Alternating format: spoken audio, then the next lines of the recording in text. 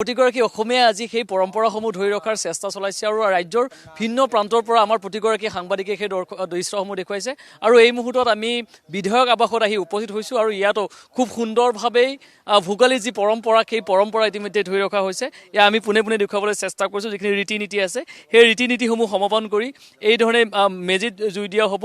অসূয়া অপ্ৰীতি সকলো যাতে দূৰ হয়, যাতে সমাজলৈ যাতে শান্তি ঘূৰি আহে, যাতে সকলোৰে মংগল হয়, তাৰ বাবে ইতিমধ্যে বিধায়ক আৱাসতো এই ধৰণে ভোগালীৰ যিটো পৰম্পৰা সেই পৰম্পৰাৰ তেওঁলোকে এই ধৰণে ধৰি ৰখাৰ চেষ্টা কৰিছে। এয়া মই দেখুৱাইছোঁ বিধায়ক দিগন্ত কলিতা আৰু জিতু গোস্বামী তেওঁলোকে খুব সুন্দৰভাৱে এই ধৰণে পৰিয়ালৰ সৈতে এতিয়া একেলগে ভোগালীৰ পৰম্পৰা তেওঁলোকে ৰাখিছে আৰু কিছু সময় পাছতেই অগ্নি দেৱতাক তেওঁলোকে ওচৰত স্মৰণ ল'ব। অগ্নি দেৱতাৰ ওচৰত তেওঁলোকে এই ধৰণে স্মৰণ কৰি যাতে পৰৱৰ্তী সময়ত যাতে দিনসমূহ যাতে সকলোৰে ভাল হয় তাৰ বাবে তেওঁলোকে কামনা কৰিব। আৰু এই মুহূৰ্তত যিখিনি মাংগলিক ৰীতি নীতি আছে সেই মাংগলিক ৰীতি নীতি অনুসৰি তেওঁলোকে সেই কামসমূহ সমাধান কৰিছে আৰু কিছু সময় পাছতে এতিয়া মেজিত জুই দিয়া হ'ব।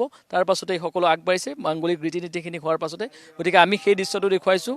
এয়া বিধায়ক আৱাসত বিধায়ক জিতু গোস্বামী আৰু বিধায়ক দিগন্ত কলিতা পৰিয়ালৰ সৈতে এই ধৰণে তেওঁলোকে মেজি জ্বলোৱাৰ বাবে তেওঁলোক ইতিমধ্যে সাজু হৈছে আৰু এই দৃশ্য আমি দেখুৱাই গৈছোঁ। কিছু সময় পাছতেই তেওঁলোকৰ সৈতে যদি সম্ভৱ হয় কথা পাতিম। কিন্তু এয়া ভোগালীৰ যি পৰম্পৰা আৰু সেই পৰম্পৰা ৰক্ষাৰ বাবে তেওঁলোকে এই ধৰণে কংক্ৰিটৰ গুৱাহাটী মহানগৰীত থাকিয়ে বিধায়ক আৱাসত থাকিয়ে তেওঁলোকে এই ধৰণে তেওঁলোকে পৰম্পৰা ৰক্ষাৰ বাবে চেষ্টা চলাই গৈছে আৰু ইয়াৰ পৰিয়ালৰ সৈতে সকলোৱে আজি এই ধৰণে আহিছে আৰু তেওঁলোকে খুব সুন্দৰভাৱে ইয়াত তেওঁলোকে পূজা পাৰ্বণ যিখিনি ৰীতি নীতি আছে সেই ৰীতি নীতিখিনি তেওঁলোকে কৰিছে। গতিকে আমি এয়া দৃশ্য দেখিবলৈ চেষ্টা কৰিছোঁ আৰু এই ধৰণে মাংগলিক ৰীতি নীতিৰে সমাপন কৰা হ'ব।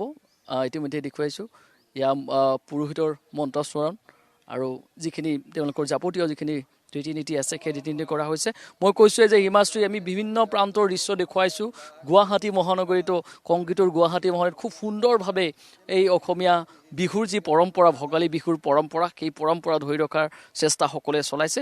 সমান্তৰালভাৱে বিধায়ক আৱাসতো এই ধৰণেই ইতিমধ্যে বিধায়ক দুগৰাকীয়ে খুব সুন্দৰভাৱে তেওঁলোকে এই পৰম্পৰা তেওঁলোকে ৰক্ষাৰ তেওঁলোকে চেষ্টা চলাইছে। এয়া বিধায়ক জিতু গোস্বামী, বৰহমপুৰৰ বিধায়ক জিতু গোস্বামী আৰু কমলপুৰৰ বিধায়ক দিগন্ত কলিতা একেলগে তেওঁলোকে এই ধৰণে মেজিত তেওঁলোকে জুই দিছে। অগ্নি দেৱতাক তেওঁলোকে স্মৰণ কৰিছে আৰু পৰিয়ালৰ সৈতে একেলগে আহি এই দৃশ্য দেখুৱাইছোঁ আৰু কৈছোঁ খুব সুন্দৰভাৱে এই ধৰণে প্ৰতিটো প্ৰান্তত এতিয়া ভোগালীৰ যি উৎসাহ উদ্দীপনা খুব সুন্দৰভাৱে ভোগালীৰ উৎসাহ উদ্দীপনা প্ৰতিটো দৃশ্যত পৰিলক্ষিত হৈছে।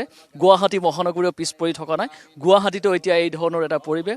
অগ্নি দেৱতাক সকলোৱে এই ধৰণেই আজিৰ দিনটোত সেৱা জনাইছে। আজিৰ দিনটোত অগ্নি দেৱতাক ওচৰত তেওঁলোকে নতশিৰ হৈছে যাতে অনাগত সময়ত সকলোৰে জীৱনসমূহ মংগলময় হয়, সকলোৰে জীৱন যাতে পোহৰাই তোলে তাৰ বাবে কৰিছে। মই অকণমান প্ৰথমতে আপোনাৰ ওচৰলৈ আহিছোঁ জিতু গোস্বামীদেৱ। প্ৰথমতে ভোগালী বিহুৰ ওলগ জনাইছোঁ খুব সুন্দৰভাৱে।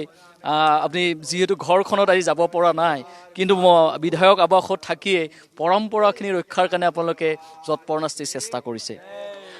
প্ৰথমে অসমবাসী ৰাইজক ভোগালী বিহুৰ আন্তৰিক শুভেচ্ছা আৰু অভিনন্দন জ্ঞাপন কৰিলোঁ। আজি আমি বিধায়ক আৱাসত দিগন্ত কলিতা ডাঙৰীয়া আৰু আমি একেলগে ইয়াতে মেজি জ্বলাই আমি আজি ভোগালীৰ প্ৰথম দিনটো ভোগালী বিহুৰ দিনটো আমি উদযাপন কৰিছোঁ আৰু আশা কৰিছোঁ গোটেই অসমবাসী ৰাইজলৈ শান্তি সম্প্ৰীতি আৰু যিমান অসূয়া আছে শক্তি যেন আজিৰ এই মেজিৰ জুয়ে যেন পুৰি শেষ কৰে। উন্নয়নৰ যাত্ৰাত অসমে যি আগবাঢ়িছে মই আশা কৰিছোঁ এই বছৰ এই মেজিৰ জুয়ে যেন অসূয়া শক্তিসমূহে উন্নয়নৰ ক্ষেত্ৰত বাধা দিব নোৱাৰে, অসমক উন্নয়নৰ পথত লৈ যায় তাৰে কামনা কৰিছোঁ। আজিৰ দিনটোত হয়তো সমষ্টিবাসীয়ে যথেষ্ট আপোনাকো বিচাৰিব যে ইয়াৰ পৰৱৰ্তীত কি পৰিকল্পনা কৰিছে যে সমষ্টিলৈ যোৱা হ'ব নে নহয়? মই যোৱাকালি সমষ্টিতে আছিলোঁ যিহেতু আজি আহিছোঁ আৰু আজি ভাটিবেলা যাম সমষ্টিত। আমাৰ তাতে কামপুৰত ডাঙৰ ভোগালী উৎসৱ এখনো আমি পাতিছোঁ মোৰ সমষ্টিত। আজিৰ পৰা আৰম্ভ হ'ব। এইটো প্ৰায় 5 দিনীয়াকৈ বহুত ডাঙৰকৈ। মই আশা কৰিছোঁ সকলোৱে একেলগে সমষ্টিবাসী ৰাইজে ভোগালী আমি সুন্দৰকৈ উদযাপন কৰিম। ধন্যবাদ জ্ঞাপন কৰিছোঁ। আৰু এয়া বিধায়ক জিতু গোস্বামী আৰু এই ধৰণে পৰিয়ালৰ সৈতে তেওঁলোকে বিধায়ক আৱাসতেই তেওঁলোকে ভোগালী তেওঁলোকে উদযাপন কৰিছে আৰু ইয়াত তেওঁলোকৰ পৰিয়ালৰ লোকসকলো আছে গতিকে পৰিয়ালৰ যিসকল লোক আছে সেই লোকসকলৰ সৈতে অকণমান কথা পাতিবলৈ চেষ্টা কৰিছোঁ আজিৰ দিনটোত এই ধৰণে সকলো ওলাই আহিছে মই অকণমান পৰিয়ালৰ লোকসকল আছে মই অকণমান আপোনাৰ ওচৰলৈ আহিছোঁ প্ৰথমতে ভোগালী বিহুৰ শুভেচ্ছা জ্ঞাপন কৰিছোঁ আপোনাক খুব সুন্দৰভাৱে আজি আপোনালোকে পৰম্পৰা ৰক্ষা কৰিছে কি ক'ব আজি আপোনালোকৰ চেনেলৰ যোগেদি সকলো অসমবাসী ৰাইজক মই ভোগালী বিহুৰ শুভেচ্ছা জ্ঞাপন কৰিছোঁ আৰু যিহেতু আমি গাঁৱত যাব পৰা নাই ইয়াতে অকণমানকৈ কৰিছোঁ খুব ভাল লাগিছে আৰু আপোনালোকো আহিছে গতিকে কি ক'ম ভাল লাগিছে ভোগালী বিহু সকলোৰে ভাল হওক মংগল হওক তাকে কামনা কৰিছোঁ মই ধন্যবাদ জ্ঞাপন কৰিছোঁ আৰু এই ধৰণে এতিয়া মই বিধায়ক দিগন্ত কলিতা আছে তেওঁৰ ওচৰলৈ আহিছোঁ খুব সুন্দৰভাৱে যিহেতু ঘৰখনত নাই গতিকে বিধায়ক হিচাপে আপুনি বিধায়ক আৱাসত থাকিবলগীয়া হয় গতিকে আজিৰ দিনটোত সমগ্ৰ অসমবাসীক কি জনাব অসমবাসী ৰাইজক আমি প্ৰথমে শুভেচ্ছা জ্ঞাপন কৰিছোঁ আৰু আমাৰ অতি আদৰৰ মৰমৰ বিহু ভোগালী বিহু আমি সকলোৱে জানো আৰু এই বিহুৰ আপোনালোকৰ যোগেদি বিহুৰ শুভেচ্ছা জ্ঞাপন কৰিছোঁ অসমত শান্তি আৰু সম্প্ৰীতি ঘূৰি আহক আৰু সকলোৱে আজিৰ দিনটোত অগ্নি দেৱতাৰ ওচৰত স্মৰণ কৰে আৰু ইয়াত এক সংকল্প লয় যে ভগৱানে আমাক অকণমান সুখ আৰু শান্তি দিয়ক আৰু যিহেতু এইখন ঘৰত আমি থাকোঁ চৰকাৰী আৱাসগৃহ হ'লেও এইখন ঘৰতে থকা হয় 2-3 বছৰৰ মূৰত কেতিয়াবা নিজৰ ঘৰখনক এইখনকে নিজৰ ঘৰ হিচাপে লৈ আজি পবিত্ৰ অগ্নি দেৱতাৰ আগত মই আৰু জিতু গোস্বামী ডাঙৰীয়াই বা আমাৰ পৰিয়ালবৰ্গই ইয়াত আজি মেজিৰ জুই লৈছোঁ আৰু আশা কৰিছোঁ এই জুয়ে সকলোকে শান্তি দিয়ক আৰু যিটো পৰম্পৰা অসমত আছে সেই পৰম্পৰা আমি বজাই ৰাখি সকলো ৰাইজৰ যাতে ভাল হয় তাৰে আমি কামনা কৰিছোঁ আৰু এই চেগতে আমাৰ চৰকাৰখনো যাতে ভাল কাম কৰিব পাৰে অনাগত দিনত তাৰ কাৰণে প্ৰভুৰ ওচৰত আমি প্ৰাৰ্থনা জনাইছোঁ